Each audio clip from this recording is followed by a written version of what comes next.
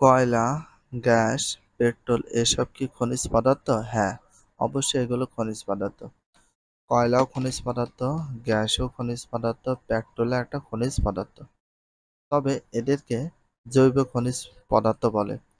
তবে হ্যাঁ, অবশ্যই এগুলো খনিজ পদার্থ। তবে এদেরকে কি পদার্থ বলে? জৈব খনিজ পদার্থ বলা হয়। জৈব খনিজ পদার্থের ভিতরে কয়লা, গ্যাস, পেট্রোল। এদের সম্পর্কে তোমরা পরবর্তী পাঠে বিস্তারিত জানতে পারবে। টেবিল ৮.১-এ কয়েকটি সাধারণ খনিজ পদার্থের ব্যবহার রয়েছে। সাধারণ যে খনিজ পদার্থ আছে ছকে দেওয়া আছে, ছকটা একটু ভালো করে মনোযোগ সহকারে দেখো। ক্রমিক নাম্বার ১ রয়েছে খনিজ পদার্থের নাম ম্যাগনেটাইট, Fe3O4। লোহা তৈরিতে ম্যাগনেটাইট লাগে। ২ নাম্বার চুনাপাথর, CaCO3। ঘরবাড়ি তৈরিতে এবং সিমেন্ট, সোডা। ঘরবাড়ি তৈরিতে লাগে, সিমেন্টে লাগে সোডা, গ্লাস, লোহা ও স্টিল উৎপাদনে ব্যবহৃত হয় কি? চুনাপাথর। ঘরবাড়ি তৈরিতে ব্যবহৃত হয়, সিমেন্ট তৈরিতে, সোডা তৈরিতে, গ্লাস তৈরিতে, লোহা তৈরিতে, স্টিল উৎপাদনে ব্যবহৃত হয় কি? খনিজ চুনাপাথর, CaCO3। এছাড়া মাটি অ্যাসিডিক হলেও এটি ব্যবহার করে মাটিকে প্রশমন করা হয় অ্যাসিডিক হলে।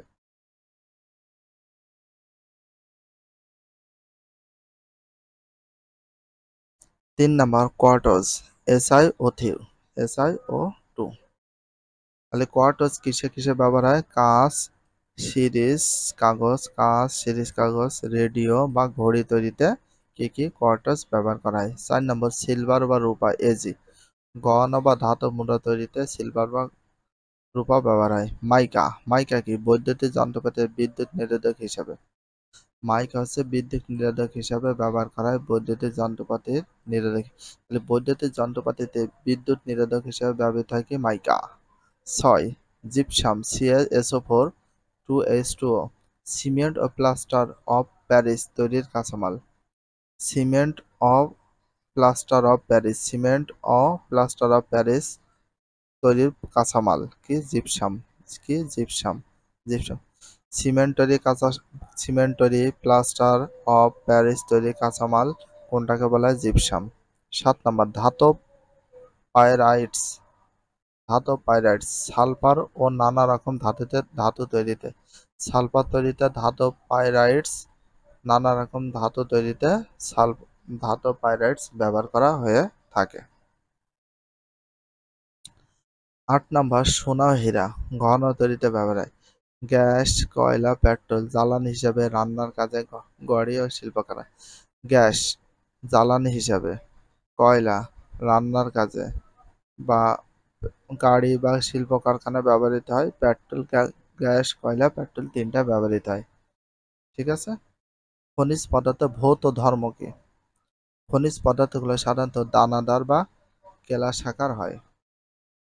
তাহলে সাধারণত দানাদার আর কেলাসাকার হয় কোন পদার্থ? খনিজ পদার্থগুলো। কোন পদার্থগুলো? খনিজ পদার্থগুলো। Very very important. তাহলে কোন পদার্থগুলো? খনিজ পদার্থগুলো।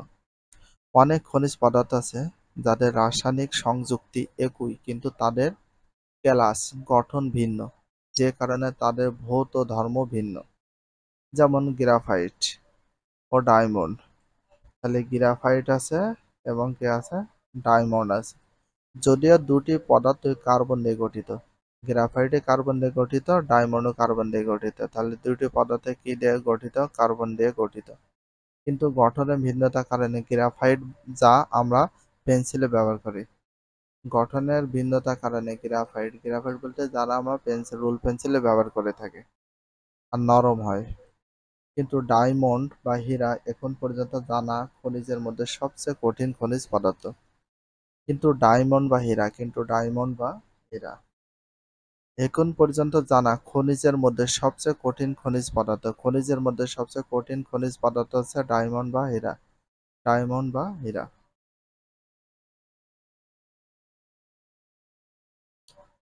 খনিজ পদার্থগুলো সাধারণত কঠিন হয়। তাহলে খনিজ পদার্থগুলো সাধারণত কি হয়? কঠিন হয়। কি হয়? কঠিন হয়। তাহলে সাধারণত কঠিন হয় কোন পদার্থগুলো? খনিজ পদার্থ। এবং এক একটি খনিজ কাঠিন্য এক এক রকম।